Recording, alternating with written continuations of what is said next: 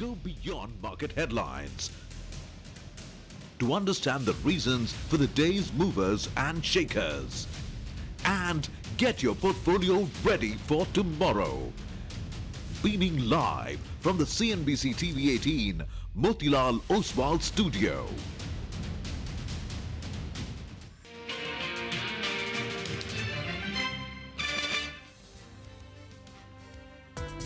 Taiwan index down 0.5%. Hang Seng is trading with cuts of 1.3% in trade. They're on hold, as you say, awaiting clarity on the outlook for inflation and new policies. 23,050 is the high that we saw yesterday. Inflation, the depreciation of the rupee and geopolitical uncertainty. So multiple headwinds that Siam has cited. It's feeding a shopping mission of I want it here, I want it now. And it does therefore removes the barrier to consumption. So About 100 points lower on the Nifty, 22,840. Partly we have increased the prices and partly the deallocation has been restored back to the normalcy.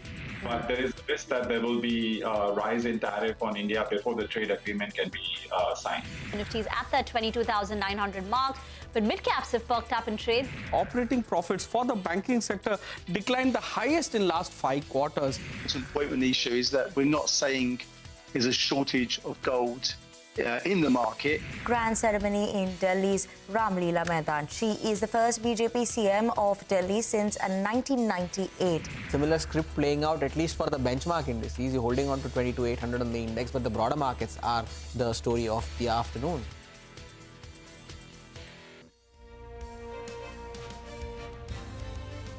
Well, that's the day so far, and I have to say, like yesterday, it is a better day and relatively, wider, broader market looking a lot better compared to what we've had over the last many weeks now. Well, the Nifty is not doing very much like yesterday, like maybe the day before yesterday. Broader markets, about 2:1, 3:1 nearly advanced decline ratio, and that tells you that small caps, mid caps, there is buying in individual names out there. This is Closing Bell. We're coming to you from the CNBC-TV18 Motilal Oswal studios. I'm Prashant. With me, my colleague Surabhi. Surabhi, hi. Hi, Prashant, and I can take small pleasure out of the small things of life by saying that today India has outperformed at least Asia. We haven't used that phrase in such a long time, right? Because some of the regional markets have fallen quite a bit. There's been profit-taking in Japan and Hong Kong and mainland China as well. So compared to that, we are flat, but flat is better than down, and the broader market is doing really well. Second day running. When you started saying simple pleasure in life, I thought you were going to say it's a Friday. I thought, well, it's a Friday. No. All of that went through my head in that short span of 2 seconds. For that, we have to wait another couple of hours. All right. Well, you got the market, which is absolutely, flat on the Nifty, that is, but that is the Nifty. And it's okay if the Nifty is not doing anything, because if you pull up the mid and the small cap indices, there is activity, there is action there, and we'll talk about many of these names, individual names which are moving up. So 1% in the mid cap index, small cap index 1.5%, and in the small cap, so after yesterday's nearly 2% move, we're up another 1.5%. Of course, we started the week on a pretty poor note. Monday was down, Tuesday was down, but last 2 days. It's been better. So some recovery, and I think, we should be flat, if not slightly higher for the week so far. That is, last Friday is close to where we are now. And as I said, market breadth is looking slightly better as well. There is action in large caps. Names like Mahindra, maybe we can pull up. In the morning, it was down about, that's actually maybe the most meaningful recovery in large caps in terms of a single name. 2.5% lower earlier, it's up 2% the last I checked. Actually 3% now. So there's a 5% recovery from the day's low in Mahindra. And that's notable because in the last 5 days, it had given up about 15% gains. 17 if you sort of take the price point at today's low. So we'll see. There is an interesting story which we're going to put out with Parikshit in a bit from now. But that's just coming up. But as I said, individual stocks being bid up, and there are buyers which are emerging. It was a buyer's strike that disappeared, but they've been back, at least for some of the names, over the last 2 days. Surabhi. On M&M, Prashant, on a lighter note, M&M, we know it's known for its SUVs, right? Yeah. Now, if you're thinking of buying a Tesla, forget the pricing, whether it's a couple of lakhs more than an M&M, SUV. Where are the roads? Good luck to people who are going to try driving Tesla on Mumbai roads, especially. That's where the SUVs work, whether it's Mahindra or any other, auto company. Yeah, where are the roads and where are the flyovers and where are the? Everything is dug up, right? Air taxi, one of those flying cars. Did you see perhaps. that story, by the way? I think it was in Mahabaleshwar or something. There's one young boy wanted to take an exam. His exam center was across 2 hills. He took he paraglided. I think somebody was saying that's that's what maybe Mumbai needs as well. You never know. But anyway, we can go on and on. Mumbai infrastructure is always a delightful topic. But very quickly, to talk about this broader market recovery. So what's working? One theme that's doing well today is PSU. The Nifty, PSU Bank Index, the PSE Index, the CPSE Index, all these indices are up and about. And you can see that reflect in the kind of stocks. NHPC, in terms of the volume charts, there are stocks like SJVN. There are quite a few banking names like PNB, Nalco, BHEL. So industrials, metals, banks, doesn't matter. Across the board, PSUs are seeing buying second day running. That's theme number 1.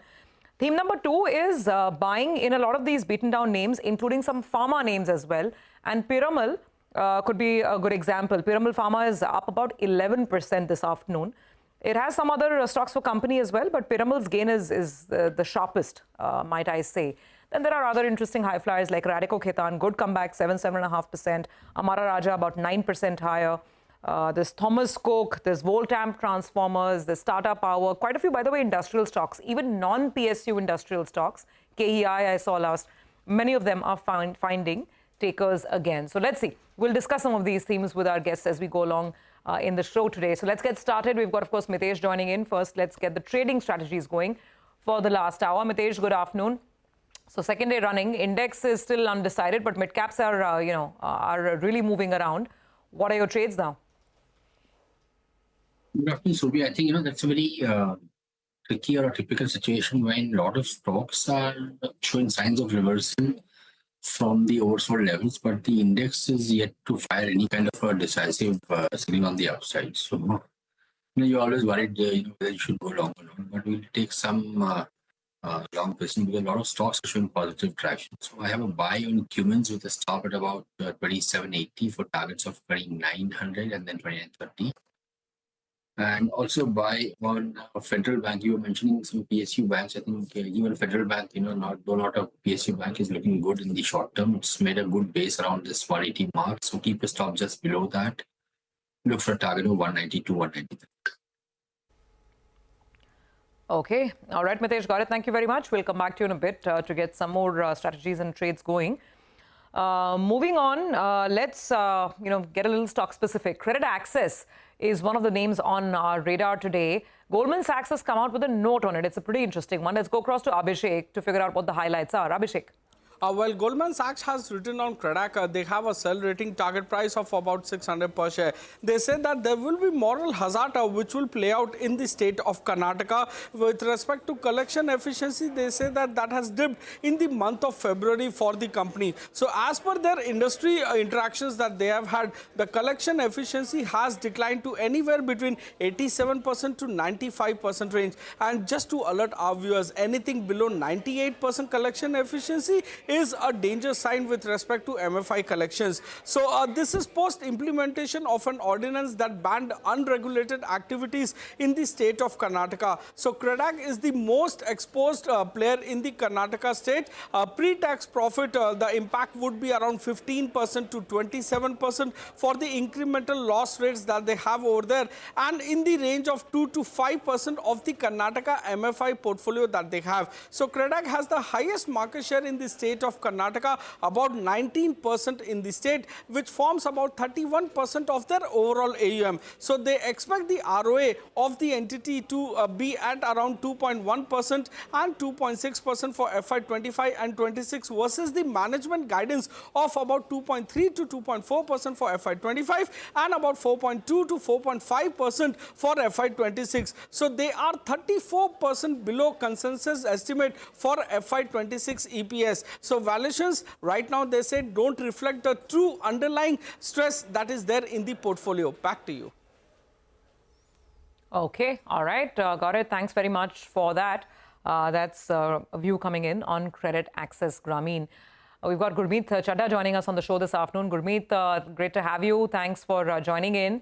So first and foremost, do you think this is the real deal, this mid-cap recovery? 2 days, and I don't want to, they say don't count the chicken before they hatch. So I don't know. Do you think that the worst of the mid-cap decline is over? And if yes, what's the approach that you're taking? Have you started nibbling in? Hi, Surabhi. Always a pleasure. I think we should wait. I think few days, couple of sessions. I think the advanced decline ratio is encouraging. Also, if you see the net sell number, also is relatively lesser.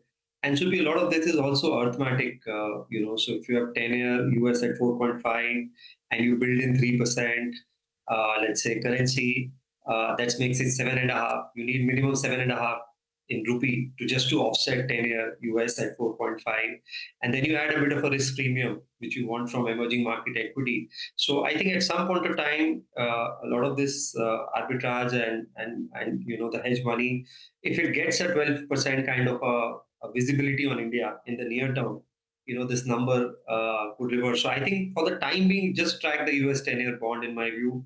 If it substantially comes down, the dollar index has stabilized a bit, which I think is good news. If you can see a little softening of bond yields, maybe 20-30 basis points, I think then I'll be a little more confident. Till such time, I think be selective. Wherever you have seen price correction and the valuations are more reasonable, if you're getting a 20% growth at about 20 times, I think that's the time to nibble rather than just taking a basket view of adding small caps or mid caps. Gurmeet, hi, afternoon. These tariffs will come into effect starting April, right? In some shape or form. That will put upward pressure on yields, I'm assuming, in the US. So it's the direction of travel seems to be up rather than down. Would you agree? Yeah, I think optically, yes, Prashant, provided all tariffs, what he's saying goes through. I mean, I've always maintained that tariffs are not the end goal. Tariffs are the mean to get favorable, trades for US.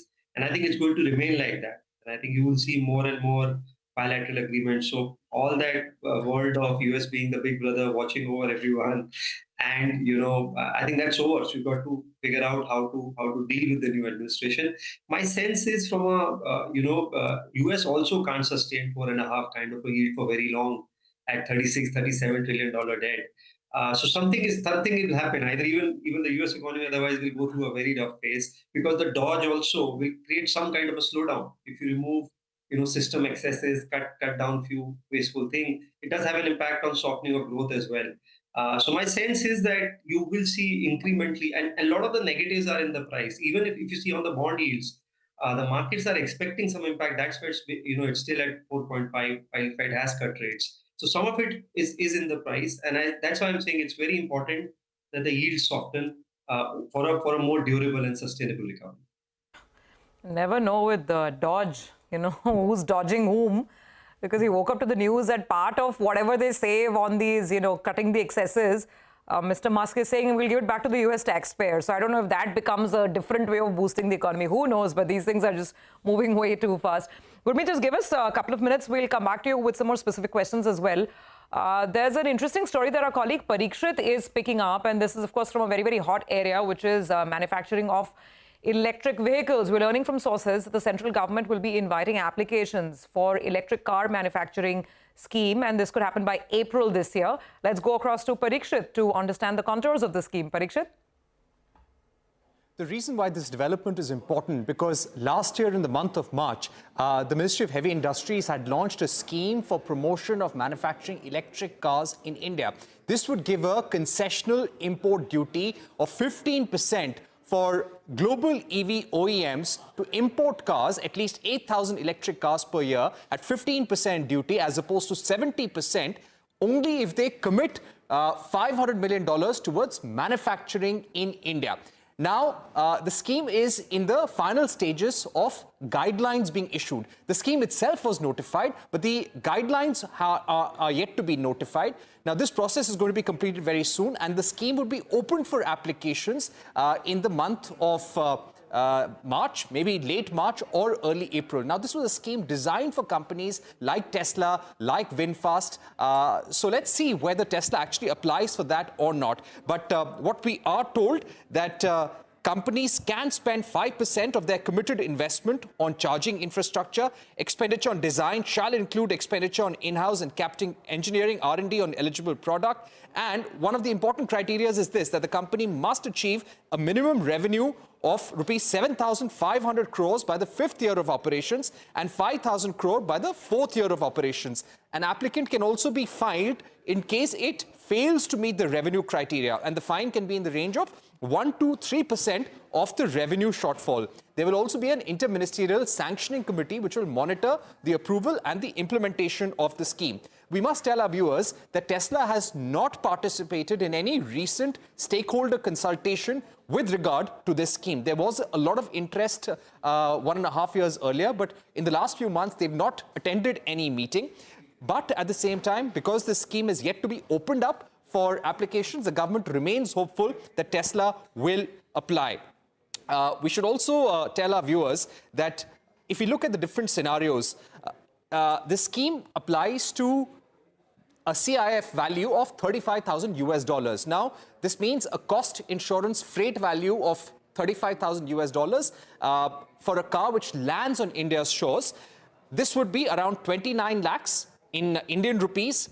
If you buy this at 70% duty, the cost of this car would be around 53 lakh rupees. If you buy it as a result of this scheme, the cost to the customer would be around 35 lakhs 92,000 rupees. So there is a huge difference, a huge cost advantage that a company would get if it gets this duty concession by applying for this scheme. So it is very attractive, but let's see if it fits into Elon Musk's scheme of things and whether other global OEMs will also be interested. He's got the President of the United States of America batting for him, saying, what is this? You know, you're telling Elon has to put up a manufacturing plant in India if he has to bring his cars in India. Very unfair. So I don't think the last word has been said on this. But very quickly, Parikshit, you mentioned, I think, the number of cars.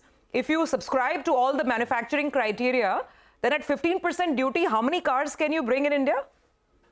I think you mentioned a number. It's about 8,000 cars. Yes, 8,000 cars per year. Okay. At 15% duty. In case there is a shortfall in year 1 or year 2, you can carry it over for the next year.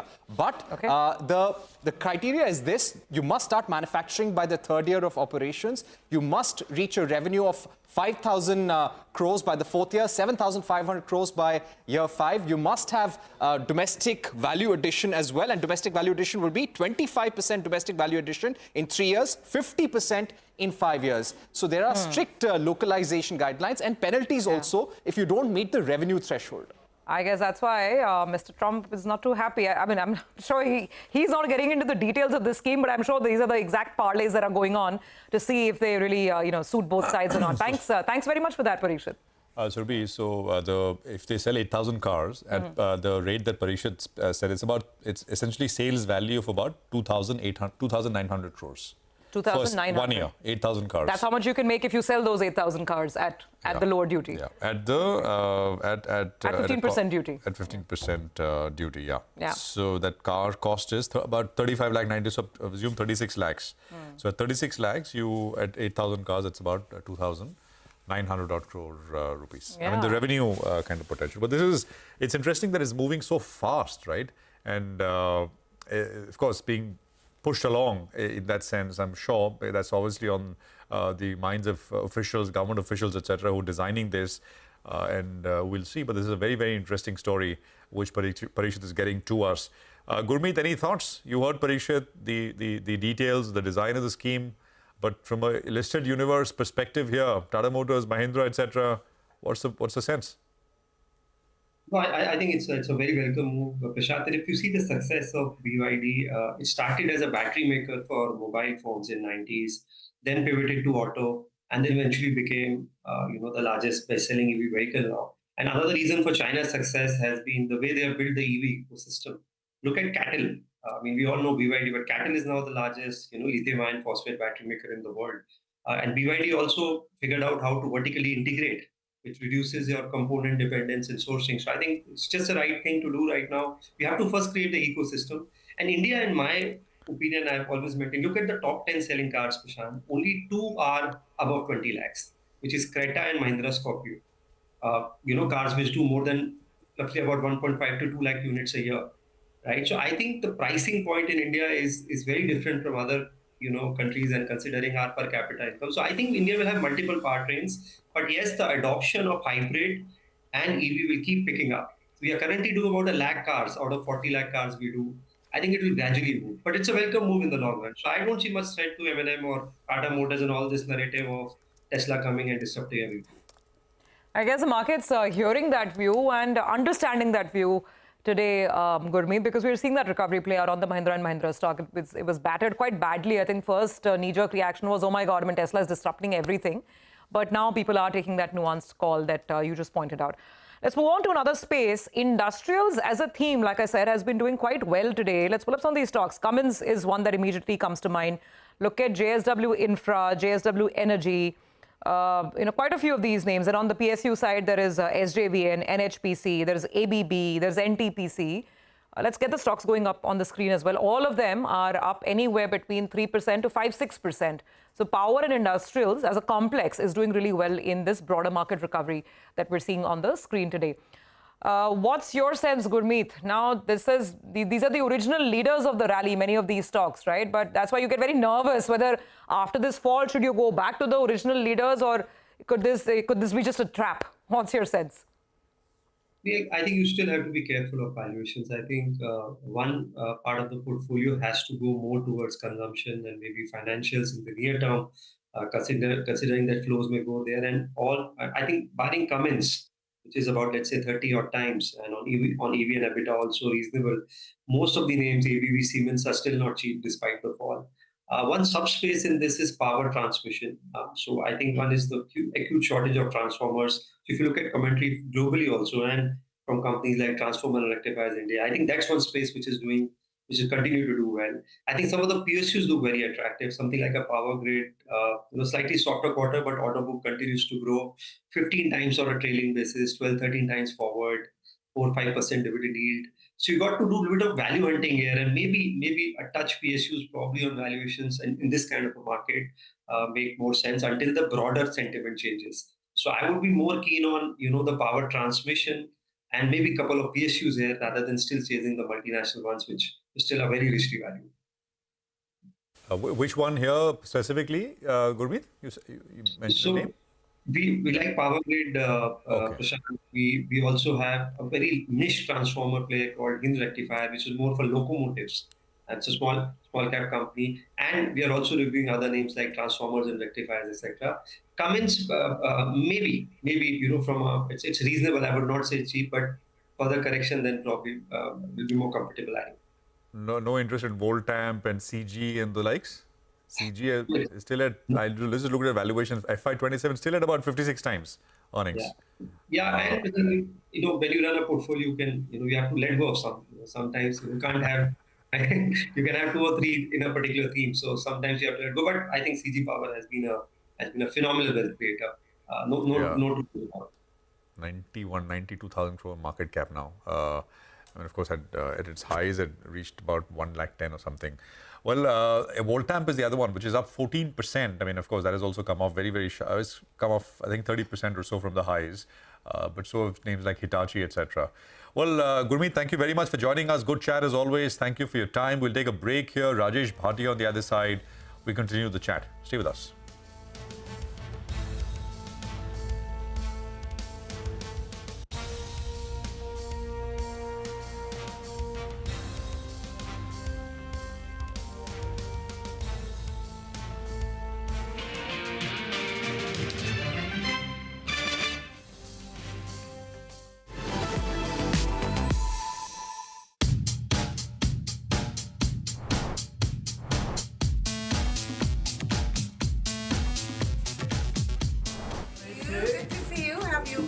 Very good.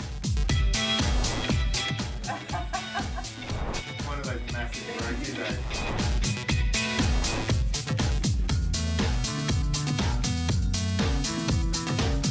So much longer, much more. By 2025, it's going to very one time. Let's talk about Canva's startup story. 220 million people that use Canva as a product as well. They launched with 5 languages in 2016. They then ratcheted that up to 100 languages in 2017, including Hindi, Tamil.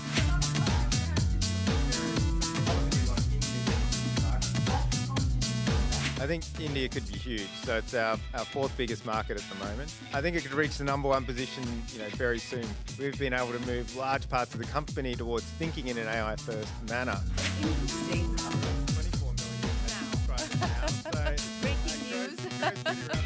The last few years have really been about the shiny objects, and 2025 is probably going to be much more about real use cases. We've now matured our ML and our AI teams to adapt to this new technology, and we've pivoted every product team inside Canva now to think AI first.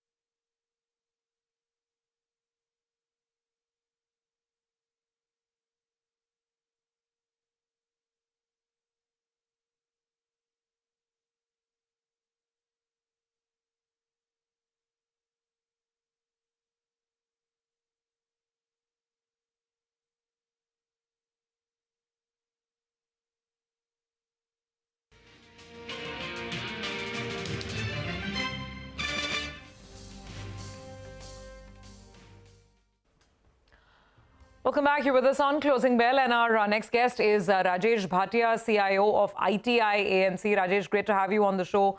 Thank you very much for joining in. Let me ask with a simple, basic question. Is the worst over for this market? Well, I wish so, but I think not. I think I'm feeling a lot better though, given how the markets have corrected, especially the mid-cap and small cap. The last time we spoke, I said curb your enthusiasm in the markets. And of course, I think the reset that has taken place, particularly in the mid-cap and small cap, is making me feel a lot better as far as company valuations are concerned. At least there is some sanity, if not all sanity. It's also healthy that I think, the expectations of investors have just gone through the roof as to what they should be getting from Indian equities. I think that is also kind of moderating, and there is greater sanity in terms of expectations. So all of that, what is happening is very healthy. Having said that, I think the challenge for India is that we have, while the large cap has become reasonably priced, the mid cap and small cap is still at an elevated level. you can have that elevated level if you have greater visibility of growth. There is unfortunately a slowdown that is taking place in India. You can see that with power consumption, which is only up 3 or 4% a year. We were talking to an industrial company, and they were saying that the demand for motors has come off, which is reflective of industrial demand in the last 3 quarters. So a lot, passenger vehicle data, which is again suggesting, very anemic growth. So there is a slowdown in the economy that is happening. And unfortunately, the global picture is also very uncertain. With the tariffs, etc., we don't know whether is it going to cause a recession or is it going to cause inflation. So again, that is a very uncertain environment, that we have just walked into. Given that context, I would want probably better margin of safety as far as mid-cap and small caps are concerned. But in all, I think it's healthy that the markets are correcting, and it's at least giving us greater sanity as far as valuations are concerned. Rajesh, hi, good afternoon. Which means, would you, if someone created cash, should they buy select mid-caps and small caps? Yeah, I would say that, there are some pockets, I wouldn't say a lot, but some pockets which are emerging, which is reasonably priced. Again, I'm not saying that they're extremely compelling, but from a medium term perspective, look, the Indian macros are not damaged. I mean, we have still a very responsible fiscal deficit.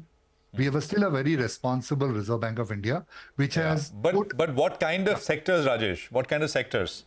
So I would say, power transmission, etc., still are a good places to go to. Of course, I would say in the mid caps, of course, large cap banks are very attractive, which everybody would tell you. Life insurance is attractive, telecom is attractive. All of that is in the large cap. But even in mid cap, my sense is there are places like private banks in the mid caps which are looking attractive. So there are pockets that you can find within that space which are now reasonably priced. With full disclosure, Rajesh, you want to share a few things you've done? You guys, your team at ITI has done over the last my compliance would kill me. Prashant, my compliance would kill me if I took any names. You can blame me for it. So no, but I think to be fair, that we are finding some value and we are kind of putting money to kind of work, and which is encouraging, right?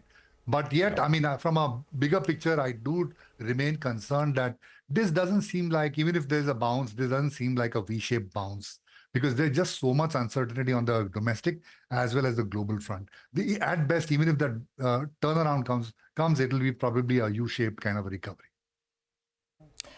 The other thing, Rajesh, which I think Gurmeet was also, by the way, Gurmeet also said power and power transmission earlier, but he also was talking about the US 10-year. So how much of an impact do you think this will have? Gurmeet was talking about through the lens of the 10-year, and it should come off because it's essentially you got to add some currency risk, some risk premium, etc. So the return hurdle becomes larger for foreigners. He was talking about that, but add to that this tariff bit. Do you think it'll hurt or it'll keep flows away? In what sense, to your mind, Rajesh? Okay, let's look at the positives, right? The positive is that in spite of all the talk that Trump has been making, it seems like he wants to front load everything. He wants to get all the action items you want to kind of get it done in the next 3-4 months. So he's kind of front loading every single thing, whether it's geopolitical or economics, right? But in spite of that, the dollar hasn't moved significantly. The 10-year yield has actually been quite benign, because it should have meant even more volatility as you move forward, given the kind of design that he has. But it's been remarkably stable, because if you put tariffs all across, reciprocal tariffs, somebody has to bet on inflation. Somebody has to bet on global slowdown. I think there is already talk that if you have this kind of uncertainty, capital expenditure from the private sector is going to slow down. Consumption is going to slow down globally. And who is the global champion who's going to lead the global economy if US also starts to suffer? So see, on the positive side, despite that narrative, these economic variables are stable. On the negative side, there's very little scope for the Fed to reduce interest rates. So interest rates in America are going to really, remain kind of strong. And the dollar, therefore, will continue to be strong because, in case the world is looking at an uncertain future, people are going to migrate to the dollar. which brings to Gurmeet's point that, if you're an FI, the interest rate, the risk-free interest rates in America are very, very attractive. You come to India, there's a hurdle rate in terms of covering your currency cost, which is about 2.5% at this moment. And then you're expecting a return from India. But by the way, you are negative on emerging markets. So there's very little reason for FIs to kind of come to India, and the incessant selling that we are seeing from FIs probably could continue. So that's the negative aspect as far as we are concerned. Okay, just hold that thought, Rajesh. Since you mentioned power and power transmission, we want to sort of come back and I want to drill a little deeper into that theme. Give us a second, because our colleague Vivek has been looking at a couple of interesting brokerage notes that have come in on stocks like NHPC and Tata Power, and both these stocks are actually up as well today. Vivek, tell us, I think one is CLSA, which is the other brokerage, and what are they saying on these stocks? Well, that's right. So NHPC, interesting report coming in from CLSA that we highlighted in the morning. What they've done is they've upgraded the stock from what was earlier an outperform rating to now what is essentially a high conviction outperform rating. Although they've trimmed the target price by 3 rupees to go ahead and account for a higher capex and on the back of cost overruns. What they're saying is that the recent 25% stock correction gives investors an opportunity to go ahead and accumulate an inexpensive utility at 12 times FY27 price to earnings. What are the key catalysts according to CLSA? First up is the start of the Parvati 2 hydro project, which is expected in March 2025. Company's entry into shorter duration regulated pump storage, and also the rise in ROEs that is expected after the CRC ruling, and slew of new project awards to NHPC, according to CLSA, are re-rating candidates. Remember, NHPC currently has 15% of India's total hydro capacity, but 67% of the total under construction hydro capacity. So thereby, any change, improvement as far as India's hydropower generation is concerned, NHPC stands to benefit significantly. The other stock on the radar is HSBC. HSBC upgraded Tata Power today, mainly on the back of now compelling valuations. They believe that the recent stock price fall was largely on account of factors that were beyond the company's control. Some of the weakness reasons that HSBC have indicated are: number one, power demand weakness, along with that power purchase signing agreements have been delayed significantly. Also, privatization of discoms, something that the street was anticipating, has also been quite slow to pick up, especially in states like Uttar Pradesh and Rajasthan, where the company has interest. Overall, on the back of the steep price correction, and also HSBC likes the company's entry into cell as well as module manufacturing. They're seeing margins over 17%, and on the back of that, they're positive as far as Tata Power is concerned. Okay. All right, got it, Vivek. Thanks very much for that. So, Rajesh, just to quickly go back to this before we let you go, you said power and power transmission. When you say power, do you mean traditional large generators like, Tata Power, or are you talking about more about the renewable opportunities that are out there in the market now with several companies like Wari getting listed? Again, if you could be a little more specific, is it the overall space one can buy, or, what exactly do you look for here? So there is an energy. The big picture is that there is going to be an energy transition, right? And the renewables have to will be the growth sector, because that still has to be added at a much, much faster pace. And anything that supports that activity is, I don't have so much a view on the equipment suppliers, but definitely the guys who are in the IPP business or the transmission and distribution equipment, or, facilitating that activity is concerned, all of that look far more visible in terms of growth opportunity as you move forward. Surabhi, if you'll allow me, there's just one more thing I would want to talk about, which you guys asked about the global macro. Look, the US has Scott Bessent as the Treasury Secretary. He was a hedge fund manager earlier, right? So he understands a lot about global macro stability. He has already pointed out, I want the 10-year Treasury not to go in either direction in any significant way. Right? He wants to basically make sure that that's stable and under control. Now, if you have that, which means a lot of this rhetoric of Trump, I would like to bet, is going to die down sooner or later, because he can't move to extreme decisions, because that will definitely impact financial stability of even United States, if not other countries. So my sense is that given that people like Scott Bessent exist in that system, means that I think the scope for doing wild things is certainly reduced. Well, Mr. Trump is only saying, I'm not doing anything wild. I'm just reciprocating. It's reciprocal tariffs, right? And he's saying it's only fair. He's given us an idea of what he wants to do. So we'll see if he sticks to that. But, the thing is, we don't know exactly. And I think we'll play out some sound bites. We had people like Samiran Chakrabarti of Citi, Chetan Iyer of Morgan Stanley, who've looked at some of this stuff in detail in terms of implications for an economy like India. But that's a little later. Rajesh, thank you very much for joining us. Good to speak with you. We'll take a quick commercial break here. We're going to come back, dealing room, and focus on D Street Chatter. Nimesh will tell us what's happening, what he's picking up, stocks in focus. And of course, we'll get you some trades as well after that.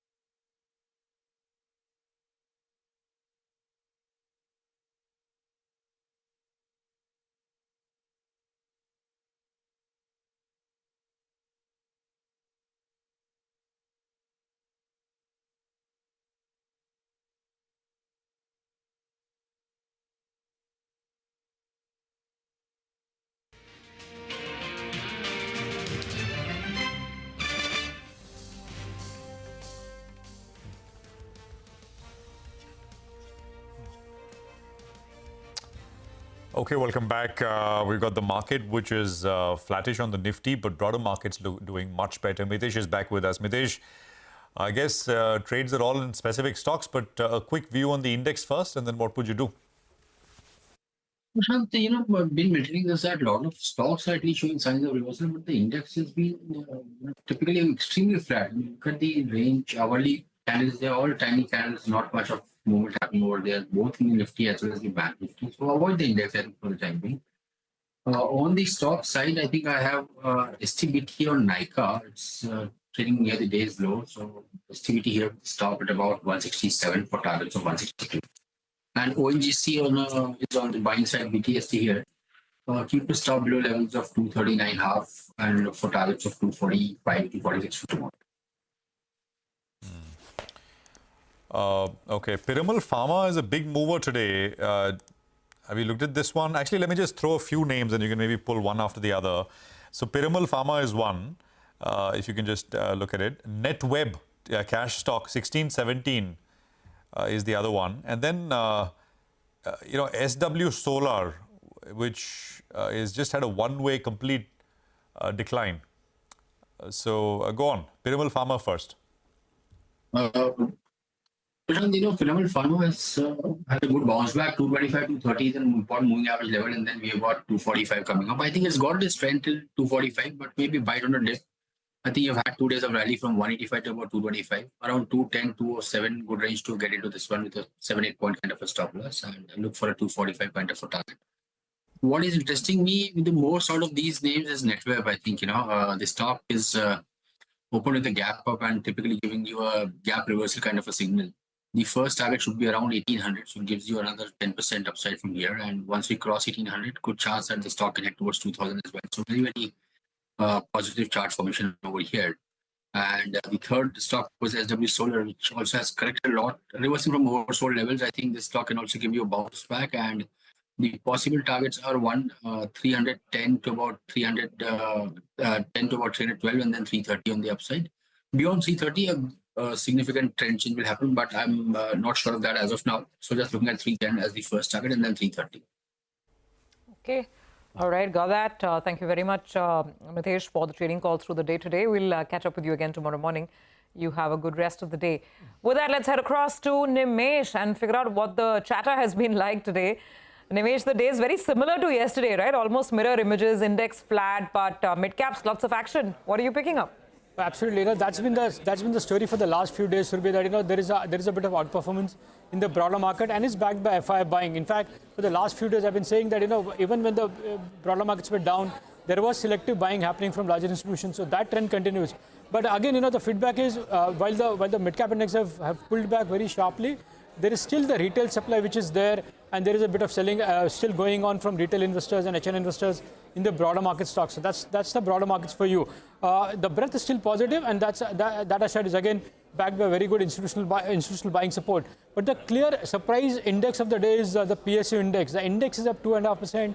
A lot of individual names are buzzing into it. And why I'm saying it's surprising, because for the last many days, there is a feedback that there is selling supply in the PSU stocks selectively, but there was selling from the larger institutions. So in that context, today's up move of 2.5% is a bit surprising, and looks like there is a bit of shortcoming element as well in the PSU rally in today's market. I guess from here on, one technical support of 22,800 is an important level to watch, but also there is a FTSE rebalancing tomorrow, so some individual names will get impacted because of that. But I guess clearly there seems to be a bit of buying interest back in the broader market from larger institutions, and that's helping that indices to outperform in the last couple of days. Okay, all right. So that's the overall feedback. So some selling broader market still there from retail, HNI, etc., as Nimesh is pointing out. But in terms of individual names, Nimesh, what's on your list? So the first name, Prashant, is Shriram Finance. Within the financial basket, this is one name which is very aggressively bid by the institutional investors today, and hence you're seeing a big reaction on the stock as well. It's up for 400% and on large volumes as well. So that's the first stock buzzing on back of very aggressive buying. The second stock is Linde. Surprisingly, even that stock has rallied pretty hard today. Intraday it was up 10%, and there are buy flows. But I understand a leading long-only fund has been an active buyer in Linde of late, and that's the reason why you're seeing a bit of selling exhaustion, and the fact that some FIs have bought in the last couple of days in Linde India. So that's the second stock. The third stock is ISJEC Heavy. If you look at the intraday chart, from a 850 low, it has almost bounced back to almost 925, 930. So sharp up move from the intraday lows today. There's a large block, 1.4% equity got changed hands. I understand the FI holder was a seller in today's block, and some domestic mutual funds, including an AIF, was an anchor investor. So the disclosures could be quite interesting in ISJEC's block today. So that's something to track there. And the last one is Suven Pharma. In the last couple of days, you've seen a big move in that name as well. The volumes are on the higher side. I understand some HNI investors have turned active buyers. Remember, the stocks saw a big correction in the recent sell-off. But yesterday, there was a Macquarie initiating report as well. And in general, you've seen a bit of action in the CDMO space. And Suven stands out on the back of HNI buying. Okay, all right, Nimesh, got it. Thank you very much for all the buzz and all the action from the street today. With that, we'll move forward. The FTSE India March 2025 semi-annual review announcement is all set for tomorrow, with adjustments scheduled to take place on the 21st of March. Vivek is joining in with, as usual, the potential candidates who could go in, who could go out, and what the math is looking like right now. Vivek. Well, that's right. This time around, expecting more inclusions. At this point of time, not penciling in any exclusions as far as the FTSE All World Index is concerned. Like you mentioned, tomorrow post-market hours is when you're expecting the list of candidates to actually come through, to be announced. Adjustments, like you mentioned, will be in March 31st. Which are the stocks that could make the cut this time around? Expectations are as IFL Capital, IFL Alt Desk, that is the expectations that we are penciling in. The key names, 361, that particular stock could come in. Blue Star, Fortis Healthcare, Apar Industries. Fortis Healthcare could see inflows of a little over $60 million if, in case it makes the cuts. CRISIL, Bajaj Housing Finance, the recent listing. BSC could see inflows of close to $76 million. Keynes Tech, Premier Energies, and IndusInd Bank. IndusInd Bank could see flows of close to $30 million. Almost 10 inclusion candidates is what IFL Capital is penciling in. It'll be interesting to see which are the stocks that finally make the cut as far as the FTSE All World Index is concerned. Okay, all right, got it. Thanks very much, Vivek, for that. Well, with that, let's welcome in Mayuresh Joshi to take us through the final lap, the last leg of the show today. Mayuresh, thanks for joining in. So what have you been doing and what have you been buying, if at all, in the mid-caps and small caps? Clearly, the bargain hunters are now finally, they've managed to find the courage to get back on the street. What is your approach in the market right now? Afternoon, Surbi. Yes, it's been a difficult time over the last few weeks. But I think we've analyzed a few data points and we've just put our note out. We actually did comparisons on 3-4 broad parameters. The first being the bond yield and the earnings yield. It probably seems that the gap that has now got formed is very close to historical gaps. And as that comes down to that historical gap, a large part of the expectations of markets bottoming out seems to be a plausible case. The other element that we probably studied over the last 10 to 15 years, 15% of the Nifty 500 stocks are trading above their 200-day moving average. The last that we had seen was in 2008, 2014, COVID crash in 2022. I think a similar scenario had played out where after a few weeks or few months, the markets actually bottomed out. And I think you saw a significant amount of enthusiasm coming back. The third obviously has been the dollar index, which obviously was capping out at 105, 106 odd levels. This time it's moved to 110. Now, if you look at the inverse relation, it probably tops out, which seems to be the case at this juncture because the dollar index has broken down on its 50 and 21 DMA. Seems to be a case that if this does happen the next few weeks or months, the market might actually bottom out. And last but not the least, I think in our own methodology, I think 22,725 becomes a very, very critical level. The low that we've created in the recent past or the last few days. I think if that is defended, which seems to be the case, we've entered into a rally attempt. And if we do get a follow-through day, which is when the Nifty makes a move of 1.5% with good volumes, maybe the bottom is well and truly in place. So I think the construct sounds a little bit optimistic and positive with all the battering that we may see. But we have been cautious so far. But again, a few sectors are coming up. Agrochemicals as a space, a few hospital stocks are coming up as well. You're probably seeing some financials come up as well. We've added Coromandel, case in point, within the agro space into our model portfolios. Our take is that the rural season and the expectations of a good Rabi harvest, La Nina conditions brewing, expectation of a good Kharif output expected with good monsoons that are expected, and a good Rabi season to follow, might mean rural will come back in a very significant way. The best stocks in terms of placement at this juncture seems to be agrochemical place and Coromandel in terms of our rating and ranking seem to be well placed here.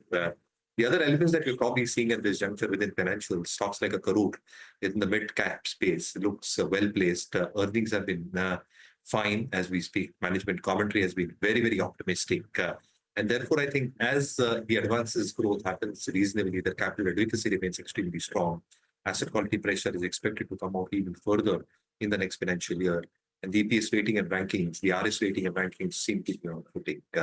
A couple of stocks on our watch list, Surbi, as we speak. UBL, United Breweries, seem to be on our watch list. Last quarter, encouraging quarter in terms of volume growth. With what has happened in terms of the duty cuts on bourbon whiskies in the US, beer makers might actually stand to benefit in their opinion. With the summer season coming around, I think volume growth should substantially pick up. You've seen price hikes as well as state hikes are concerned. Input cost, ENA and molasses seem to be under control.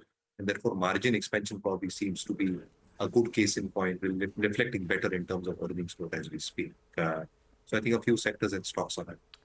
stock up on beer and on the beer stock ahead of the summer season. That seems to be the thought process. Maresh, hang on, we need to take a break. By the way, the market is so flat, Prashant. I was wondering whether there's something wrong with my screen. There's nothing moving. It's absolutely comatose.